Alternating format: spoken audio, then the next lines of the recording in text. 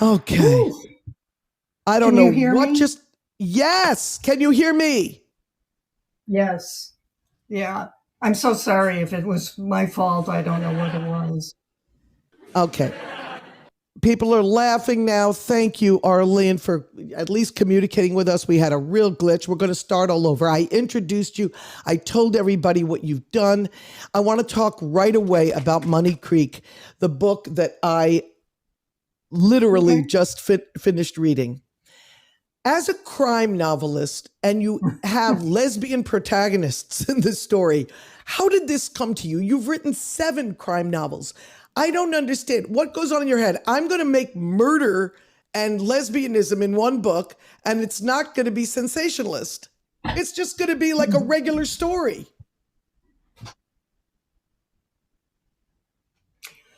Yeah. Well, ideas come to me in different ways. For Money Creek, I wanted to write about a person who was bottoming out on drugs and alcohol.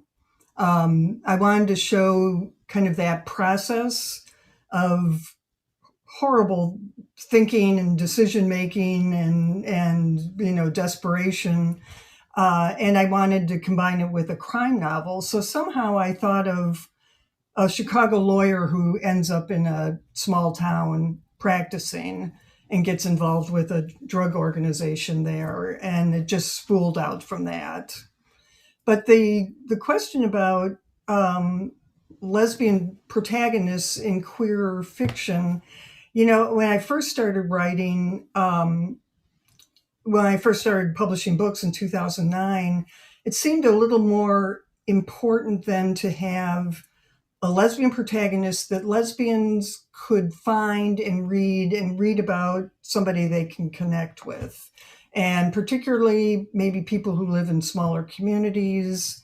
Um, it was just a way to provide, you know, uh, literature or entertainment for lesbians. And as I've grown as a writer, my ambitions have grown as well.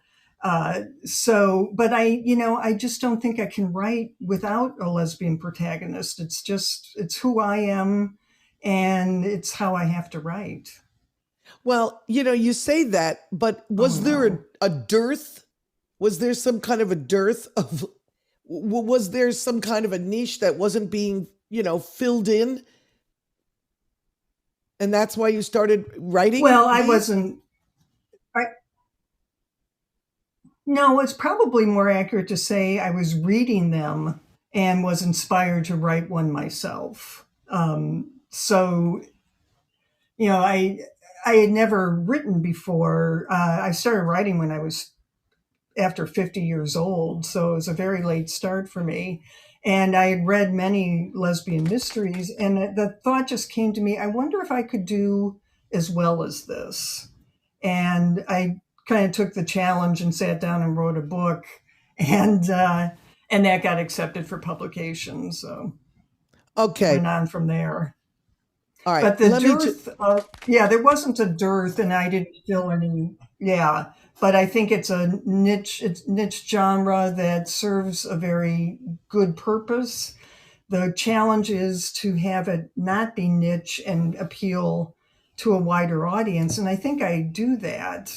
Um, as you say, it's not really, the books are not about lesbianism, they're about a story that just happens to have lesbian characters. right. And first of all, you have 2 lesbian characters, one who's, shall we say, more experienced than the other. You actually have 3 because you have one that works in the office. That's the current girlfriend of, first of all, everybody, Mhm. the way this all comes together is unbelievable. It's about this lawyer. You should tell them what it's about, but it's about this lawyer. Can I just talk about the flashback real quick? The lawyer comes to town in Chicago, Sure. lawyers in Chicago, goes to buy drugs somewhere, and is this lawyer, so you'd never like expect, that anything's going to happen. As she's in the place where she's buying drugs, she goes into the bathroom for a minute, and everyone gets murdered out in the main room. She comes out, and there's been a triple murder, and now she's stuck. And she goes back and calls in the murder from a payphone. Everything ensues from there. She realized am I missing something in the summary of this? Because then I want to get into the weeds with it. Well, the only thing I think you missed is that she wasn't buying drugs at that gathering. She was kind of being coerced into working with the drug organization for various reasons, which we can touch on. But that's a fundamental part of the story is her being forced to deal with basically a drug cartel in Money Creek, Illinois. But that's the thing. The thing that's so funny is she starts out in Chicago and she goes, holy shit, I just got in a lot of trouble. I got to get the hell out of town. And I'm going to go and get I'm going to be a big fish in a small town and get a lawyer job in a small town. But those people in Chicago are still looking for the cartel where she goes.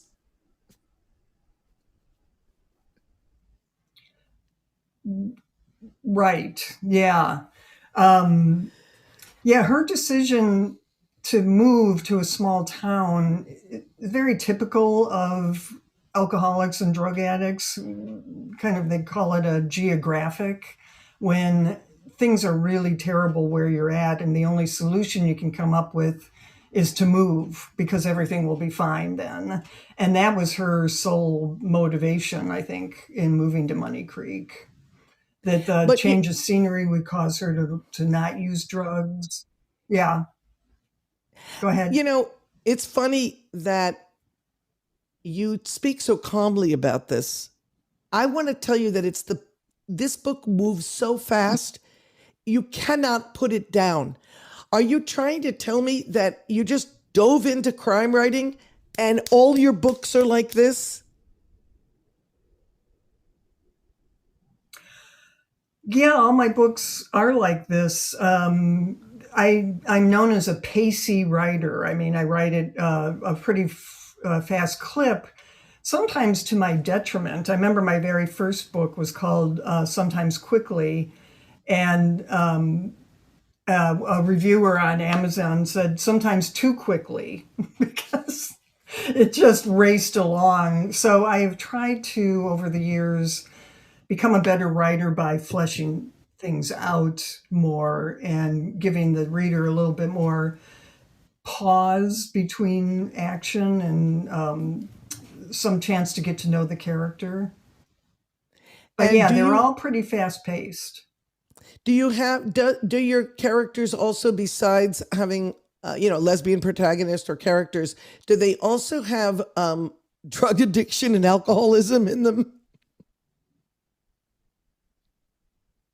Some do, not all my books. The first one, Sometimes Quickly, had a sober alcoholic as a main character. And the book I just finished, which is going to be published in spring of 2024, takes a look more at the recovery end of things. So it takes place in a sober living home where one of the women from the home is murdered, and my lesbian protagonist, who is a former cop, starts investigating the murder. Okay, so The former cop is currently working as the manager. would you say that Chicago inspires you? Because you have set quite a few things in Chicago. I think almost everything is set in Chicago, and well, the old saw about write what you know. I feel comfortable in describing the city and its geography and its character, and it does inspire me. I tend to, I have placed a number of the books in a neighborhood here in Chicago called Andersonville, which I'm at all the time. I'm in Andersonville all the time. So, yeah, I guess I keep it close. The book I'm writing now is set in Berlin, so that's a total departure, and it's challenging because I don't know the city. Wow. Yeah. That was my next question. First of all, did you have to really research law? Because there's a lot of law in this book. And how did you research the law part of it? I used in one of my earlier careers, I was a trial legal assistant. I assisted at trials and did all the pretrial work with the attorneys. So I'm pretty well versed in the basics. I did do a little legal research on negligence and that kind of thing to get the language right. But that too is something I know. So writing what you know. Oh, wow.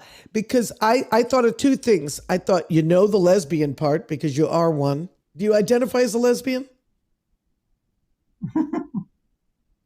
Oh yeah, yeah. I mean, I'm old you know, school. Yeah. old school, old school. Um, and somebody just gave you applause for that. Okay. Well, I call So, myself queer too. But yeah, exa- yeah, well, queer, yes. I'm going to talk about terminology in a second because in the book, because it's so non-sensational about the lesbian part, you know, I collect lesbian pulp fiction, so I know about the sensationalism. But but oh like yeah, you refer to yeah. things, I looked you into re- that. I've read quite a few. yeah, I have a few. But you refer to the way they interact as if oh, and they made love. But you never get into the details, so it's not sensationalized in any way. There's a kiss, there's a hug, there's somebody's Yeah. hand on someone's leg. Well, read my earlier books if you want sex scenes because I had plenty of them in there. I when I started my career with the publisher I'm at, it was kind of de rigueur to have fairly explicit sex scenes in these books. And as the years have gone by and the books have been written, I'm just doing less of that. I'm not as interested in that. And I also, again, trying to kind of get out of the niche and appeal to the mainstream. I don't particularly like reading explicit sex between heterosexuals. So, I'm just more conscious that it might not be appropriate. But there was plenty of it earlier. So tell me about the being on the board. You're on the board of the Mystery Writers of American Midwest. How did that happen? Yeah. Well, yeah, I'm a member of several or not just queer writing organizations. Actually, Mystery Writers of America is certainly not queer. Um, but I became active in in our Midwest chapter, and somebody proposed my name to be the treasurer of the organization, and I just accepted. And I've been doing more of that over the last couple of years, where I'm trying to get more involved with the community. Um, it's just, first of all, it's great to have writer friends who write the same kind of things you do. And it's just career wise a good thing to do to be more connected. But a couple of the committees I'm on, they're specifically organized to try to promote queer crime writing to the non queer world. And we've got several initiatives in doing that. And that's been really gratifying because it's time for uh, straight people to have easy access to our books.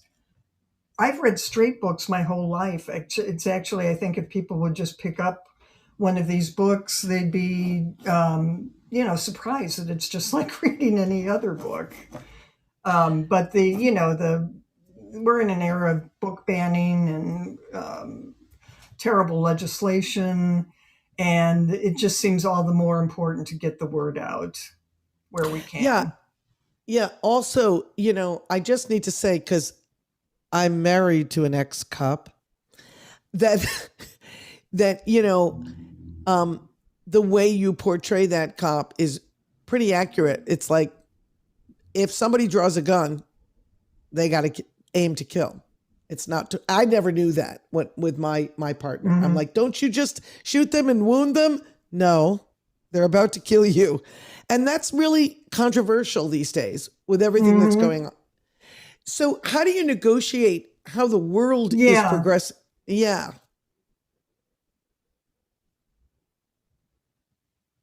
I'm sorry, I didn't catch the last part of that question.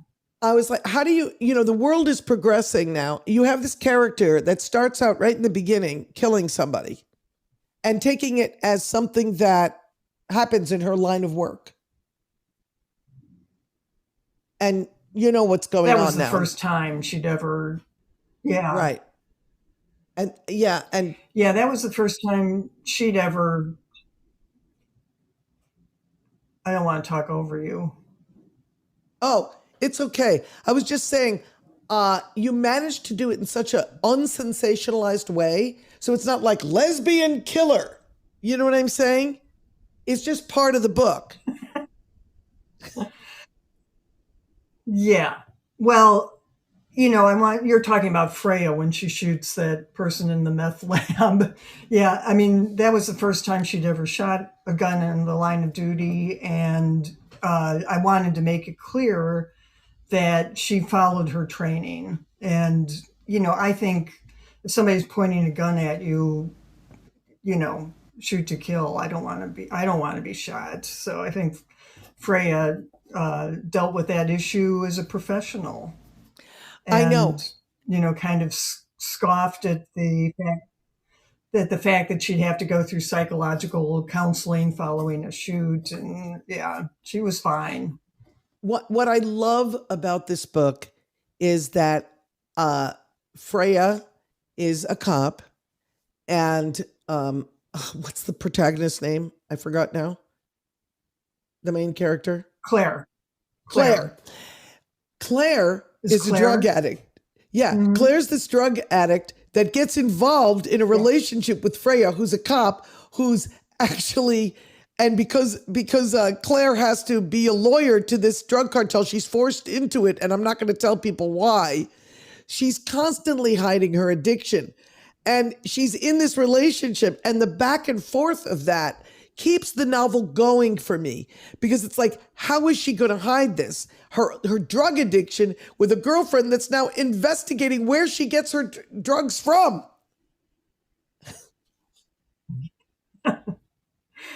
Yeah, Claire finds herself in a true pickle. And I think that is the arc of the novel, is that she, as a drug addict and alcoholic, she is always hiding what's really going on with her.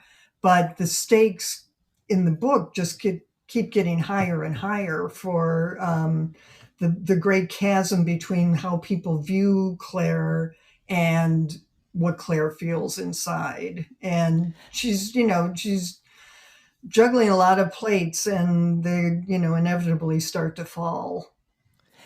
Do you? But I don't want to talk too much about the ending or anything. No, don't. Please don't talk about the ending. The ending, first of all, I had a suspicion, just so you know. I'm Right. good with, I'm like, I think I know who this is. I think I know who did these murders. Anyway, I just want to say, you told me that there's some interest in making this into a movie because I think it would be great. Any interest? Yeah, somebody has written a screenplay of Money Creek. It's completed, and she's starting to shop it. She's gotten some good response from various quarters. And one person who told her just yesterday, the day before, that it would actually make a much better TV series than movie because you could explore the characters a lot more. So, whether this will be picked up is anyone's guess. It's a hard row to get through. Yeah, so we don't know. But of course, I was thrilled that somebody liked Money Creek enough to write a screenplay of it, and yeah, it's exciting. All right, so here's the thing. You've written 17, I mean, 7 crime novels. I have, these are the ones I saw on your website. A Date to Die in 2017, Sometimes Quickly in 2015, The Acquittal in 2014, The Runaway in 2012, and Veritas in 2009. I've got those five. Then there's Money Creek. And is the new one you're writing your seventh, or did I miss one? Well, you're very perceptive. I actually wrote one book under a pen name, but I don't Oh, want to talk much about it. I love it. Okay, well, I do my Yeah, research. I do my research.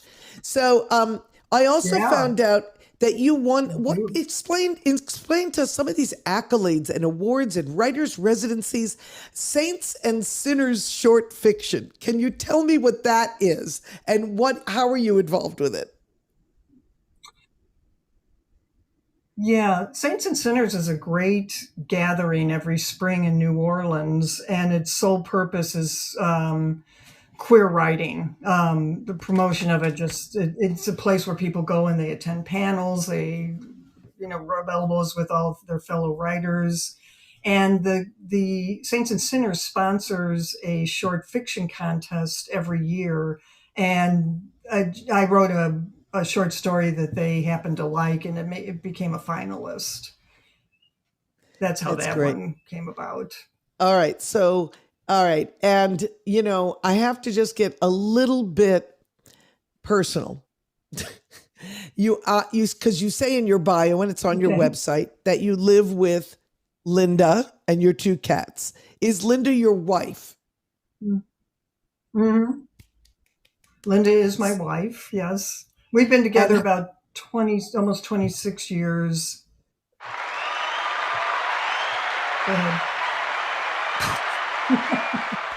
I'm giving you applause. 26 years, two cats, and Yeah. seven crime novels later. Can you take us back to being a child? Did you want to be a writer when you grew up?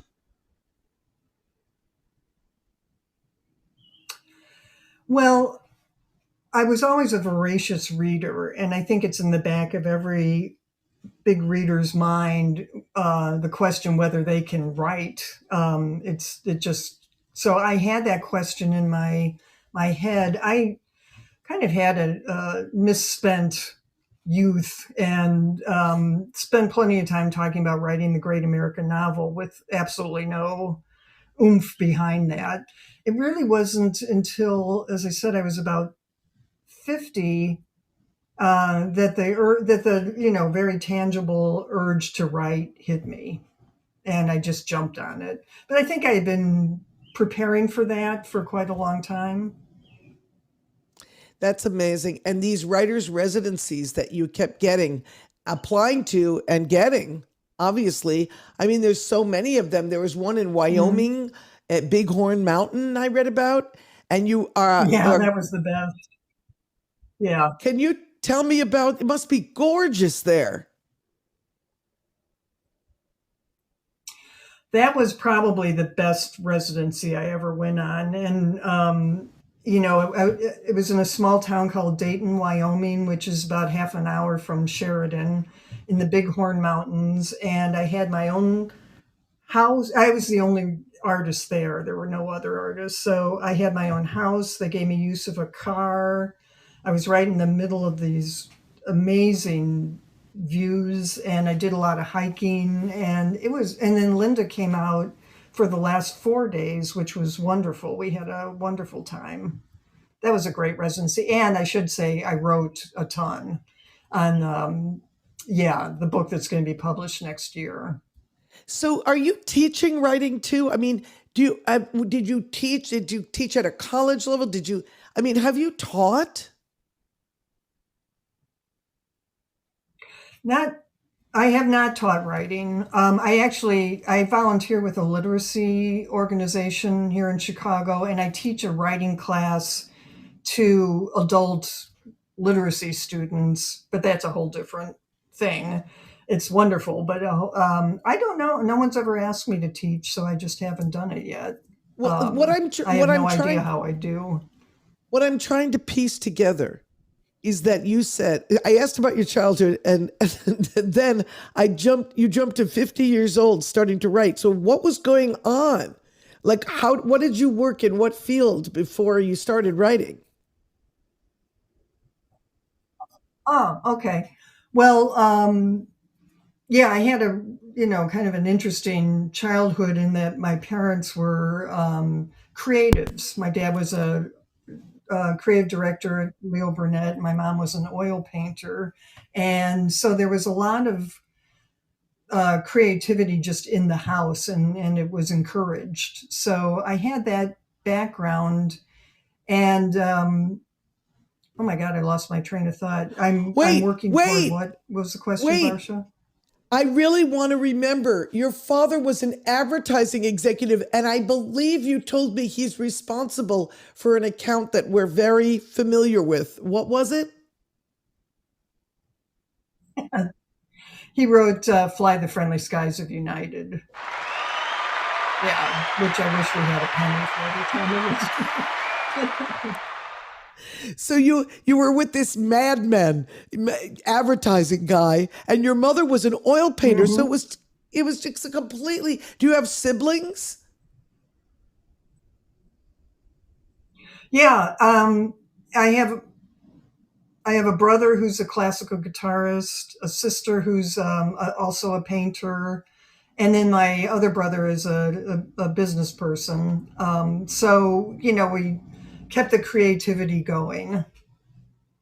Yeah, it was a really interesting childhood. I will just leave it at that.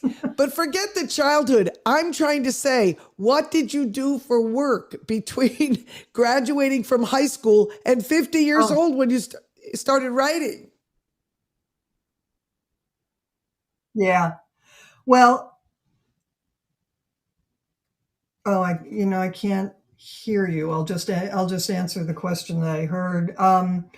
After college, I became a legal assistant and worked for many years in various law firms.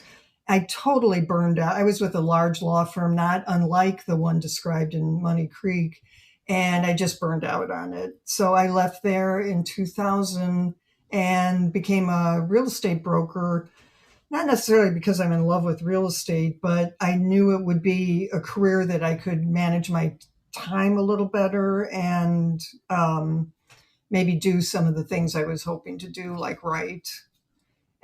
So I'm pretty much retired from real estate now, and do the volunteer work and committees, and I keep busy. Okay. So this is a great story. This is somebody, first of all, I want to just say I consider you an activist. Anybody who is creating a platform for queer people at this time in any media and genre, I consider an activist. I just do. You're a creative person, you're a writer, but you're also giving voice in your writing to queer characters. And what would you say for your next project? I believe, what did you say it was called? Your new project, The book I'm Olive writing now is House. called Sparrow's Nest. Oh, What? Olive Street House. Yes, it's been renamed because my publishers didn't think Olive Street House sounded crime novel enough, which they're right, it didn't. So now it's called Clean Kill, and it's the first in a potential series. Okay, you need to write a series because I will tell you that that book I just read, Money Creek, was like Chekhov. Everybody was involved with everyone else, and then you find out all these things, and you're going, no. And the way it felt to me viscerally was that I was getting closed in on. I was just like, how is she going to get out of this? And I'm not telling the end. Yeah. I'm not. Well, Wow. well, All right. that's great that yeah, that's great that you felt that tension and the excitement of that. That's what any writer would really love to do. And yeah, I wish I was more like Chekhov than just the intertwined characters, but thank you. No, Chekhov. I meant it because every time I'm watching something, Chekhov, and this person's this way, and this relationship is this, and it's all about relationship to me. I mean, that's how I experience it, and that's what I loved about it. And to have the three that there were three queer characters just as part of the story, not that it's sensationalized, like I said before. It was just I could actually see it being in an episodic TV series. All right, here's what I want to ask now. We have people in the audience here. We also have people on YouTube. If anybody in the comments or anything want to say hello, we have Lisa Auerbach, and we have your wife here too, saying hello. Lisa is also, I believe, down on the bottom here. Yeah. And I want to invite anybody anybody who wants to say anything in the chat. Let me look in the chat, see if people are asking questions. You are welcome to ask Anne any questions about her queer crime writing.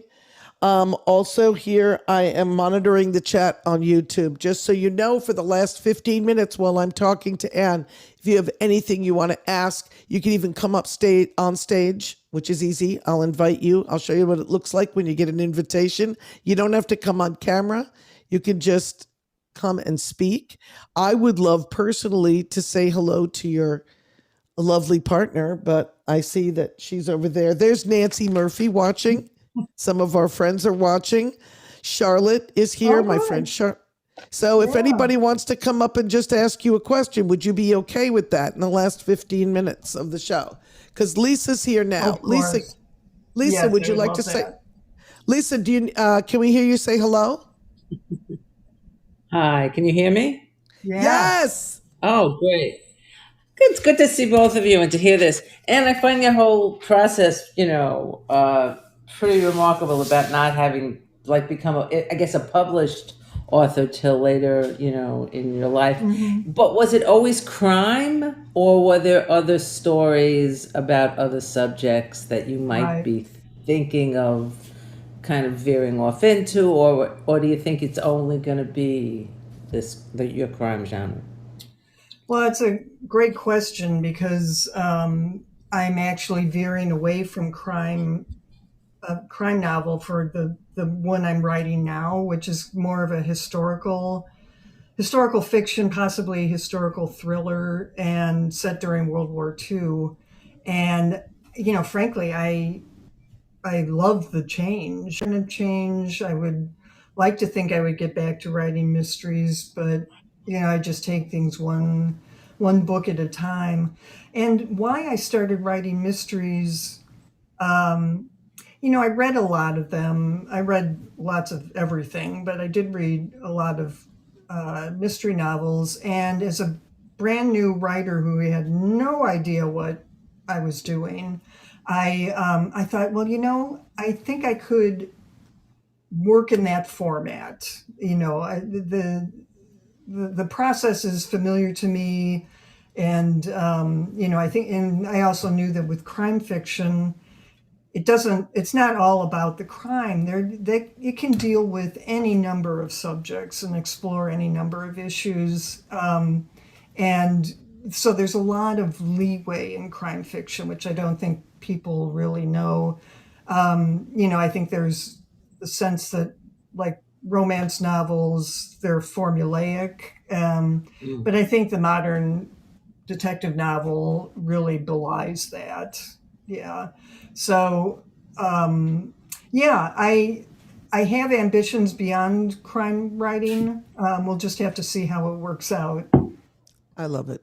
That's great. Good. Keep writing. That's fabulous. Thanks, Lisa. And Lisa, by the way, I put in the scrolling fortune cookie down there, Anne's website. If anybody wants to order Money Creek, you can get it on Amazon. So, Lisa Auerbach, you made an appearance on the show. I'm so happy. Thank you, thank you, thank you.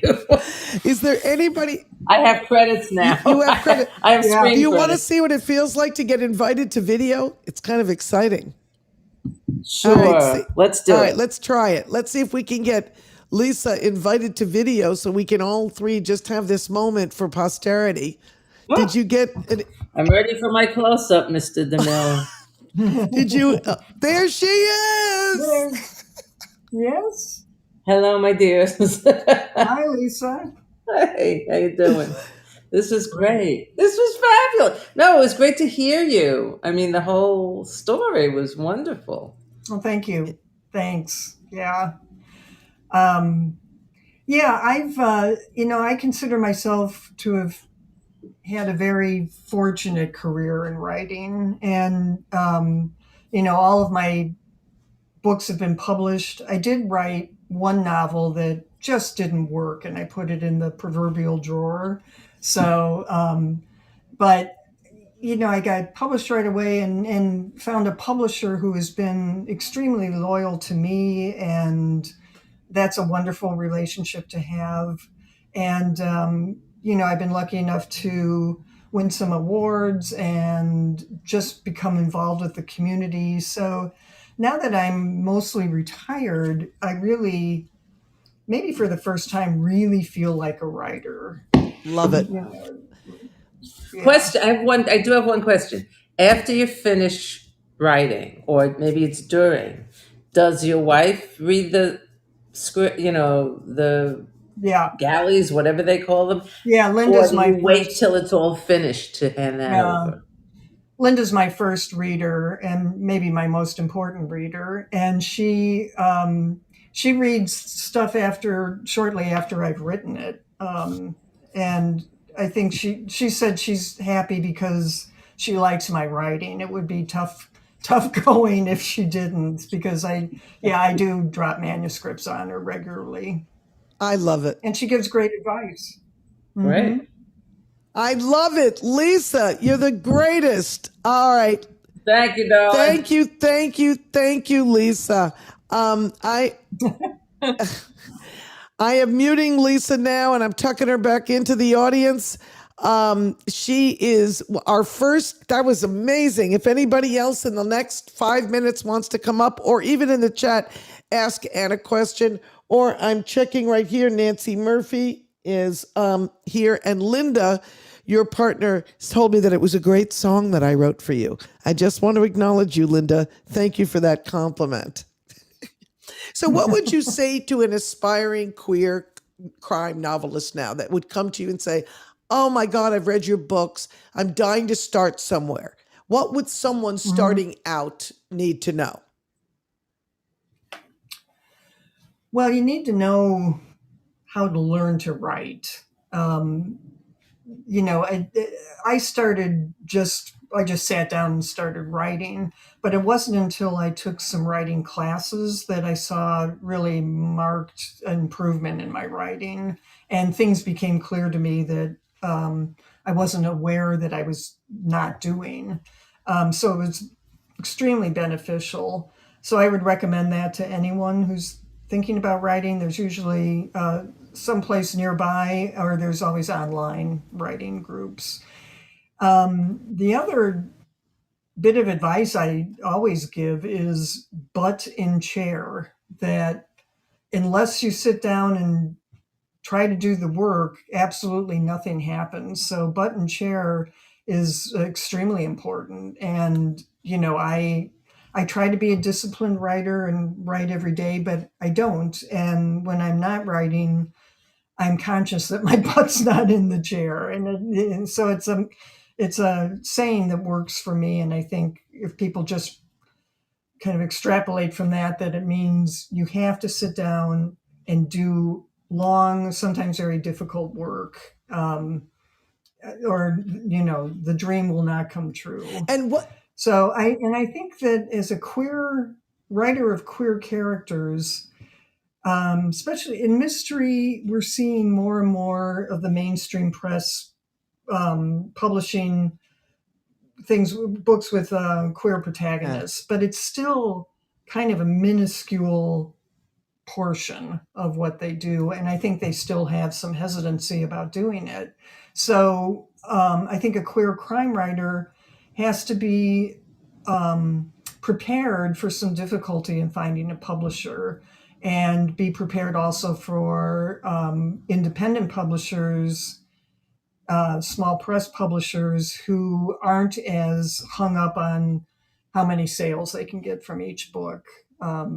So yeah, just kind of being aware that being queer still is, it's still an issue. Yeah. Of course, it's still an issue. And, I think in terms of the money, publishers think, well, only queer people read queer novels, so the numbers aren't there. And that's one of the things I'm trying to be an activist about, is to spread that word that it doesn't need to be just queer people reading queer novels. In fact, the world would be a better place if we all read novels from people in different circumstances than our own. That's one of the joys of reading, of course. Yeah, you see, you just got applause from down there. People, because we don't want to marginalize ourselves. We're being marginalized constantly. Exactly. And, anyway. Oh my God, Anne. I want to thank you for being here. Well, thank you. I mean, I want to wish you success with all I'm going to read them. I tell you, I called you, it's true, halfway through, and I said, are all your books this fast paced? Because that's the kind of books I love, that I can't wait to get back to them, because I want to see what's going to happen. And there wasn't a dull chapter. Another thing I do want to say to everybody, these chapters are short. She just comes at you with a punch. And then you're like, oh my God, I'm on chapter 23, chapter 24. And the other thing I liked, you didn't write it in what's it called? First person. You wrote it in omnipotent person, third person. Yes. Where you go, Freya was thinking this, and you were inside Freya's brain. Then you were inside Claire's brain. Then you were inside Evan's brain. Then you were inside, and I was like, holy shit. That's my favorite part, because, you really created, that's like for me, because I'm in theater, like I got these clearly defined characters because you were in all their brains. Right. Yeah. It's writing the point of view, and it's always a big choice when you're starting out in a book, who's going to be your point of view characters. And I think it the problem with first person narrative is you're just limited to what that character knows. If you have different points of view, you can bring in different facts, different emotions, different feelings. And I think that blends well. Yes, especially when, like I said, it was closing in, and Freya finds out some information that she knows that Claire might not know that she found out, and things like that. Now it's closing in. It's all going to come to it was up to the last minute. My partner was saying to me, what are you reading? I've never seen you this excited. I said, I got to finish this book before Monday. This is fantastic. So everybody, please get Money Creek. I would love to hear back from everyone. I would love people to read more of Anne's, and I will come back and tell you what I'm going to read, because Money Creek was so fantastic. Anne Laughlin, you are such an incredible interview today. I'm sorry for the technical difficulties.